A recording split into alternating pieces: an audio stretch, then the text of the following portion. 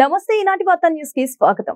Telugu Desam party అధినేత చంద్రబాబు నాయుడు ఈ రాష్ట్రానికి దిక్సూచి లాంటి వారని మాజీ మంత్రి పల్లె రఘునాథ్ రెడ్డి ఉమ్మడి కూటమి ఎమ్మెల్యే అభ్యర్థి పల్లె సింధూర పేర్కొన్నారు.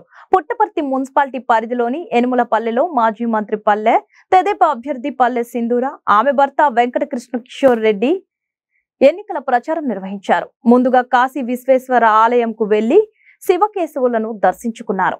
అనంతరం వారికి అడుగడుగున ప్రజలు డప్పు వాయిద్యాలతో పూల వర్షం కురిపిస్తూ మంగళ హారతులతో అపూర్వ స్వాగతం పలికారు. జగన్ దుర్మార్గపు చర్యలతో ఏపీ ప్రజలు తీవ్రంగా నష్టపోయారని స్పష్టం చేశారు. వైకాపా 5 ఏళ్ల పాలనలో రాష్ట్ర అభివృద్ధి 50 ఏళ్ల వెనక్కిపోయిందన్నారు.